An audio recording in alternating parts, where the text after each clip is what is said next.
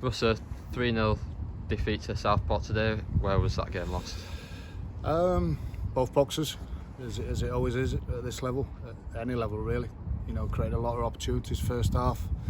I'd like to see Dave Sizer's offside goal again. Thought it was tight, but it is what it is. It's gone now. But we created enough opportunities to come in, probably 2 or 3 up. And you always know against a strong Southport team that, especially with the elements, that down the hill with the wind, they're going to create territory. They're going to create long throws, set plays. They've scored off 2 long throws, so it's disappointing from our point of view. But credit to them. That's what they're good at. They're very good at doing that, and that's what they've done. They've done a job on us today. But you're coming at half time disappointed, really. Not disappointed with the performance. The performance was really good the first half. It's just the fact that we didn't get as noses in front, because then you can sit off the game a little bit. You can defend a little bit deeper. You can play a different way. But obviously, being at home, we try to go out there and win every game. Is the manner of the goals conceded particularly disappointing? A couple from set pieces, and then the third one is obviously we've gifted them that one for a mix-up. Yeah, obviously, very disappointing. We spoke about their threats. We know what they've got long throw-wise. We're organised, but it's about making first contact, but not just making first contact. Clearing it, getting it out of your box, and picking up second balls, and then clearing your lines. But you have to give credit to Southport. They work on a lot of things set play-wise. They've done us with the corner. Good movement from them and good play from them. So we've got to brush yourself down and go again. We're only a quarter through the season, just over. I honestly believe that if somebody said you'll take 3 points from Kidderminster throw away and Southport, I'd probably snap the hand off. But that's the wrong way to look at it, because obviously today we've got to do better. We have got to do better in both boxes, but we're missing key players. There's 3 out of the back 4 didn't play today at the start of the season.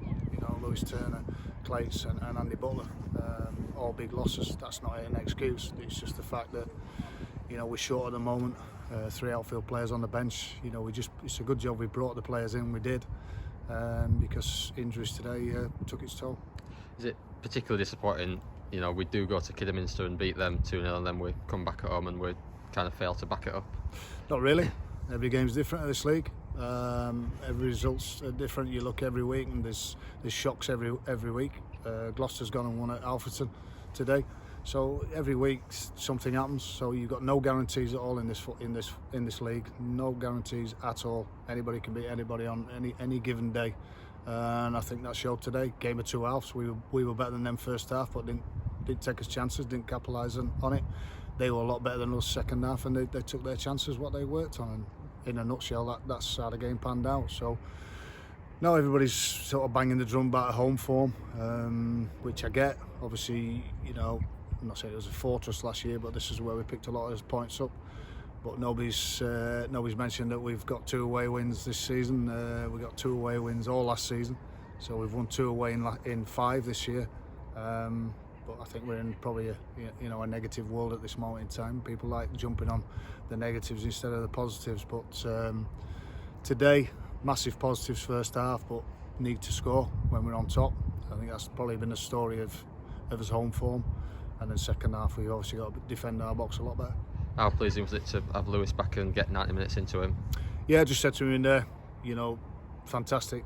Him and Isaac as well. Isaac's not played for a long time, and then he's quit himself really well again today.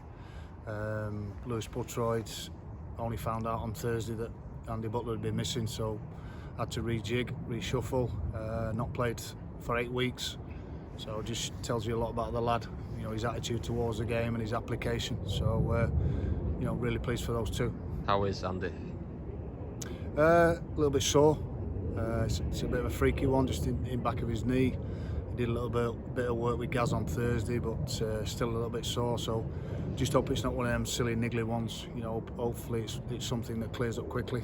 Because we obviously need a few bodies back. And then we're back on the road next week away at Gloucester, a nice long trip, and it'll be on their artificial pitch. So that obviously will that throw something different into it? Yeah, I think so. I think it always does. Play a different way. It's a crazy league, this one, full of everything. It's a fascinating league. because you only have to look at last week's game on a bowling green against a team that plays, and then today on our pitch, which is not great because there's too many games being played on it. It is what it is. So we should be, more adaptable to know what's required when we play at home.